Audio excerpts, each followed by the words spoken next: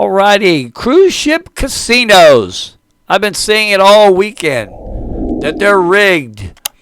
Always play in the first 3 days. Don't play in the last 4 days of a 7-day cruise because you're going to lose because they want to get all their money back. Is that true? We'll be right back.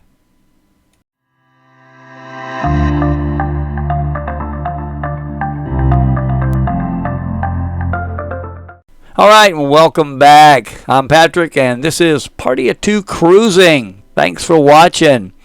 Cruise ship casinos, do they have a magic switch? And about the third day of the cruise, they turn that switch off and you no longer win? Personal experience, I've won 10 minutes after we left, after they turned the machines on. I've won in the middle of the cruise. And I actually, on the last day of the cruise, have actually won quite a bit. Now, there is different forms of gambling in the casino, and we'll go over those roughly and how they make their money. Remember, on a cruise ship, where do they make most of their money? Gambling and alcohol. That's their biggest money makers. All right, first of all, let's talk about the table games and the other games offered in the casino, and then we'll get back to slots. They offer naturally table games like blackjack, Caribbean-style poker, three-card poker.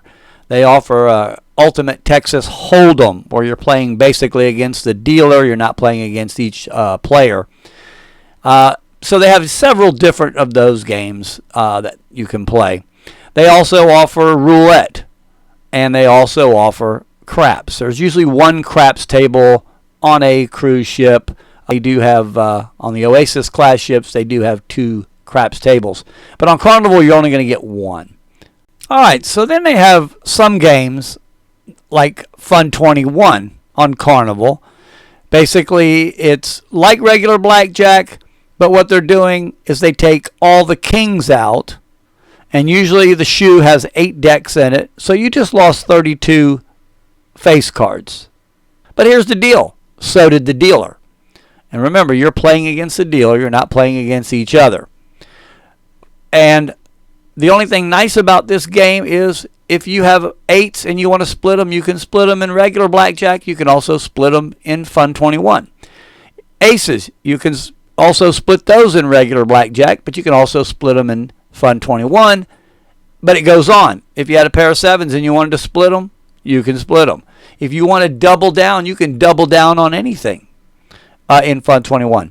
If the dealer deals themselves 21 on the beginning and you get 21, you win. To where in regular blackjack, it's a push, which means neither one of you win. So there's different rules. It is actually a fun game to play on the cruise ships. Now, roulette. Roulette is pretty much set the same way. You land on a number. Say you put your chips on 27. It's my birthday, that's why I do that. You put them on 27 and you win. It's 35-1. So if you put $1 on that, which it's still a minimum of $5, so you got to at least put it on 5 squares or play the red or the black. And if you win, it's 35-1. So pretty much the odds stay the same on that. Now, when you go over to the craps table, odds are different, and they're different from cruise line to cruise line, also to land-based casinos. The odds are a little bit different. So, for example, if you're on a Carnival cruise and you're going to play the 6 and the 8, you're just going to play straight up numbers, you got to put $6 down because they can't pay you because they don't have 50-cent chips. So that creates their odds a little bit better so they can pay you. To where when we went on Royal Caribbean, you could put $5 on each number and you were fine. All right, so again, when table games are offered on cruise ships, they win their money by changing the odds a little bit than land-based casinos. But again, their minimums are always a lot less. Usually $6 to play blackjack. Same thing on a lot of the other games. One of the things I will say that's a positive about cruise ships is they will teach you how to play. They will have classes. You have to look at your schedules. They'll have classes to teach you how to play. Sometimes it's on the TV. They'll have a channel that teaches you how to play. They're not going to teach you how to really win. They're not going to tell you any secrets. but they are going to teach you how to basically play the game. So watch them and go and play, because craps is a very fun game to play, especially if you have a good group of people that want to play. And that's where you hear all that cheering in a casino is coming from the craps table. All right, let's talk about slot machines. This is the big one that a lot of people talk about with their myths, and that they pay great on the first day and then they spend the rest of the week trying to get the money back from you. This is a complete myth. The machines are basically ordered with basically a payout. It's called a return to player, RTP. Basically, machines are set anywhere from 88% payback to usually around 96% payback. You can go to Vegas, get some that are 98, and sometimes they'll even offer 100% payback for a short time. So can the machines be changed? The odds in the machines? Yes, they can be. But generally not on a cruise ship, and generally depending on where that casino's at. For example, in Vegas, they do fall under the Nevada Gaming Commission that says if they do that, they have to fill out paperwork, they have to do all this different stuff, and most of the machines you have to change the chip, which is basically the random number generator, or RNG. The way the RNG works is it's thousands and thousands of numbers that pass through a cycle in milliseconds. When you push that button on that slot machine, you already have picked what you're getting. I always love to watch people smacking the face of the machine or hitting the button again multiple times, or they actually go ahead and stop the reels in that location to think they can stop when they see a bonus symbol come up. Again, when you push that button, you're getting what you picked. You picked one of those random numbers, and that number is going to show you what the reels are and the symbols are, and that's what you're getting. And I'll give you an example. Like a lot of people, let's just say reels, let's say it's a 5-reel machine, and you're playing, you're trying to get a bonus, and you get a bonus on reel 1, you get a bonus symbol on reel 2, and then what happens on reel 5? That bonus symbol comes up, and then it flips back up and disappears, and you go like, oh, I almost got it. No, you didn't. It was programmed to do that.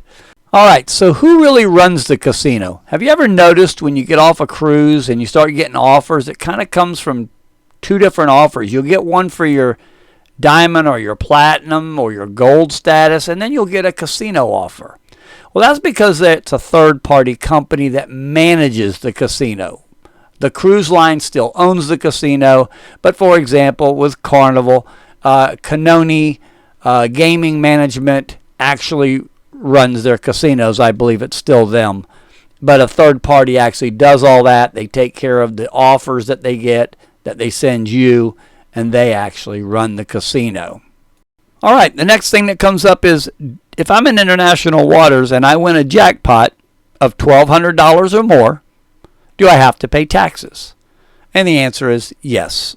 They are going to give you a 1099 form. They are going to pay you in cash. I had this happen to me, and we were actually docked in Bermuda, and I won $15,000 on a $3 bet on a slot machine. Lucky night that was. And they counted out cash, but yet they still sent me, and I had to sign a 1099 form. The next night I won $2,900, had to do it again. So I ended up paying taxes on all that money. So yes, you do have to pay it.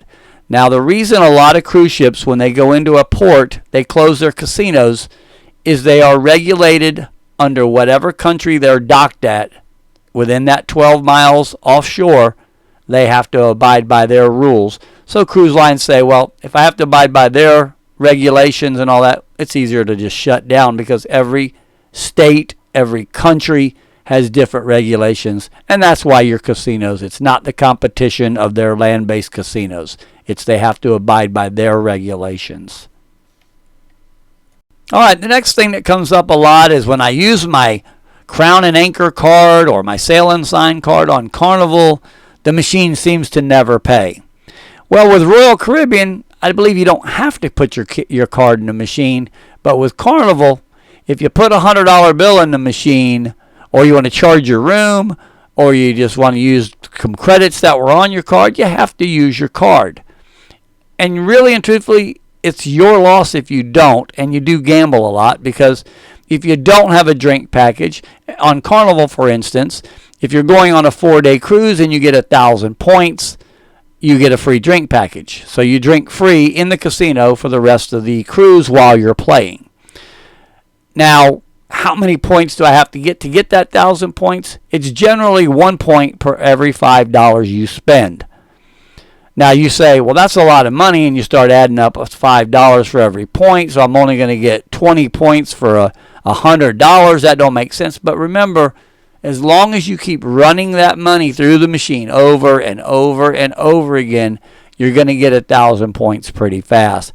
I usually go a little crazy if I don't have a drink package on the first day, and I will play several $100s and generally get to run that through quite a bit. And before you know it, I've got my free drink card. Now it's $6.50 a beer. I go down there and drink 10 beers. I pretty much made a lot of that back by drinking their beer. Okay? But it has no effect on the machine at winning or losing. It doesn't know. Now, what I think about carnivals, I don't sit there and have to hit that little pad and transfer my money over. If you've noticed on all the new machines now on Carnival, if I just yank my Sail and Sign card out, watch your credits on your machine, they will disappear to zero, and that money is now on your Carnival Sail and Sign card. And then you can go to the next machine, and then you physically have to, yes, put in your code to transfer that money into the machine on the next one. But again, you should always use your card, because this is how you're going to get free cruises if you reach a certain limit. Usually I've had up to well over 5,000 points on a cruise, and the next thing you know, in your mailbox by your room, you've got a free casino offer. It will also come electronically in your offers online. But that's how you're getting free stuff. And most of the cruises we take that we get good deals on, like we're going in February on the Elation, we got it for $84.50 a person. The one we're going on here in December, we got it for $100 a person. So it's a win-win, if you're going to win anyway. And it's always a win-win when you win money and you get a free cruise. All right, last but not least, a lot of people cruise lines are not regulated. They can do what they want. They can rig the machines. They can do anything they want, which is another total misconception. They are under CLIA, which stands for Cruise Line International Association. They regulate cruise ships. They're naturally located here in Washington, D.C. in the United States, but they're also overseas. And it's an organization that regulates the casinos. They regulate the food, the cleanliness, and everything on cruise ships.